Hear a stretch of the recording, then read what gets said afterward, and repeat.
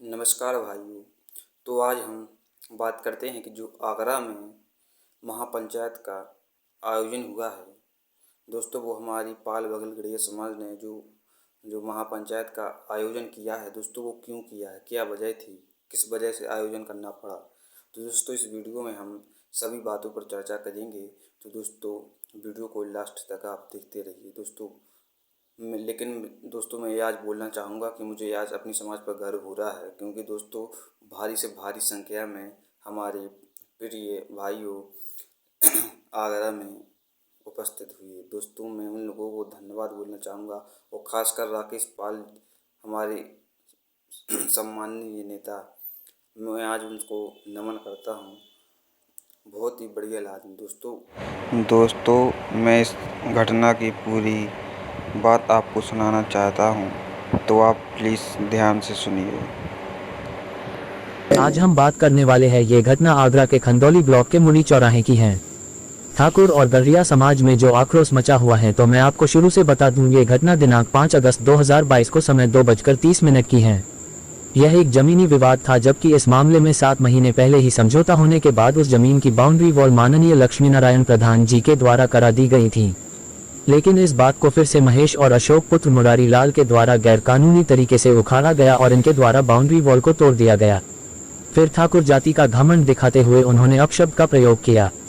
फिर दिनांक 5 अगस्त को करीब 3 बजे अशोक चौहान पुत्र मुरारी लाल, जो कि सीआरपीएफ का जवान है, और महेश पुत्र मुरारी लाल के द्वारा उसी जमीन पर जो झरना नाले पर थी, वहां पर उन्होंने बघेल समाज के लोगों के साथ हाथापाई की और इसी में अशोक पुत्र मुरारी लाल को गोली लग गई। गोली जानबूझकर नहीं चलाई गई, ऐसा मानना बघेल समाज के लोगों का है, और जिस पिस्टन से गोली चली थी वो भी एक लाइसेंसी हथियार था, और मानना यह भी है कि हथियार का प्रयोग स्वयं रक्षा में किया गया था। ठाकुर समाज के लोगों ने घायल व्यक्ति को तुरंत ही एक निजी अस्पताल में भर्ती कराया और थाना खंदौली में जाकर FIR लिखवाई, जिसमें 6 लोगों के नाम अंकित हैं। जैसा कि आप देख सकते हैं, यह एक FIR की फोटो है, उसमें स्पष्ट दिख रहा है कि किस किस के नाम लिखे हुए हैं। और लक्ष्मी नारायण प्रधान जी का कहना यह है कि जिस दिन यह घटना हुई उस दिन वह माननीय मंत्री SP सिंह बघेल जी से मिलने दिल्ली गए हुए थे। इस बात को सत्य साबित करने के लिए प्रधान जी का कहना है कि उनके पास CCTV फुटेज है कि वो घटना के समय कहाँ थे। तो इस बात से स्पष्ट होता है कि जो FIR में नाम अंकित किए गए हैं वो सिर्फ आपसी रंजिश के चलते लिखवाए गए हैं। इसी के चलते बघेल समाज के 3 लोगों ने खुद को स्वयं ही पुलिस के हवाले कर दिया। लेकिन फिर भी ठाकुर समाज के लोगों को संतुष्टि नहीं मिली। फिर इन्होंने महापंचायत का ऐलान करते हुए 11 सितंबर को महापंचायत करने का निर्णय लिया, और इसी के 9 तारीख को धारा 144 लागू हुई और 250 लोगों को नोटिस जारी हुए। लेकिन प्रशासन की लापरवाही के कारण धारा 144 लगने के बावजूद भी ठाकुर समाज के द्वारा महापंचायत हुई और काफी बड़ी मात्रा में ठाकुर समाज के लोग इकट्ठे हुए। बताया जा रहा है कि लोगों की संख्या हजारों में थी। तो बघेल समाज के लोगों से कहना चाहूंगा, क्या अब भी आप ऐसे ही चुप बने रहोगे? अगर आप असल में महारानी अहिल्याबाई होलकर के वंशज हो तो अपने बघेल भाइयों को सपोर्ट करो। और महापंचायत होने के बाद बघेल समाज के पूर्व जिला अध्यक्ष श्री राकेश बघेल जी ने अपने फेसबुक पेज पर शेयर करते हुए कहा कि मेरी जननी एतमादपुर में कभी जातीय संघर्ष नहीं हुआ है। मैं अभी प्रदेश से बाहर हूं और मुझे पता चला है कि मुरी प्रकरण में जो व्यक्ति लक्ष्मी नारायण व उनका बेटा अजय बघेल दिल्ली में सबूत के साथ बैठा है, उस 76 वर्षीय को जबरन ठाकुर समाज द्वारा FIR में नाम लिखवाना कहाँ का न्याय है? क्या जमीन फौजी के नाम है? तो फौजी वहाँ क्या करने गया था? फौजी ने बाउंड्री बाल को तोड़कर कानून क्यों हाथ में लिया? तोड़ते हुए बाउंड्री बाल का चित्र भी है, और फौजी को क्या ये अधिकार दे दिए है कि अपने घर से 3 किलोमीटर दूर लक्ष्मी नारायण के घर में घुसकर उनकी महिलाओं के साथ मारपीट व छेड़खानी करना एवं फरसा मारकर सर फाड़ देना कहाँ का न्याय है? क्या कोई फौजी व फौजी का भाई प्रमोद पुलिस एवं प्रशासन की मौजूदगी में एल धमकाते हुए जूता निकालकर पिछड़े दलितों को मारने दौड़ता है? वीडियो और फोटो में साफ देखा जा सकता है कि फौजी जूता निकालकर मारने दौड़ा। वास्तव में फौजी की आड़ में यह पिछड़े दलितों को प्रताड़ित करने व जातीय विद्वेष फैलाने का मकसद नजर आता है। रही बात फौज में जवानों की, तो लक्ष्मी नारायण जी के परिवार में भी 4 फौजी देश सेवा में रात दिन बॉर्डर पर जान की बाजी लगाकर देश की रक्षा कर रहे हैं।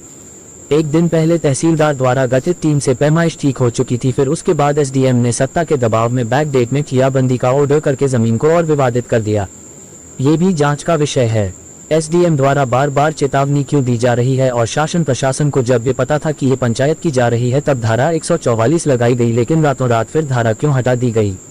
अब महापंचायत कर शासन प्रशासन पर दबाव बनाकर धारा 144 हटवाना निहायत ही गलत है।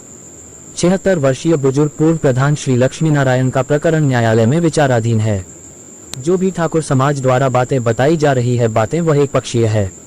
मैं जिला प्रशासन से अनुरोध करता हूं कि किसी भी जातीय दंगा ना होने पाए। अगर ऐसा कुछ होता है तो चुनिंदा ठाकुर समाज के लोग और जिला प्रशासन इसका जिम्मेदार होगा।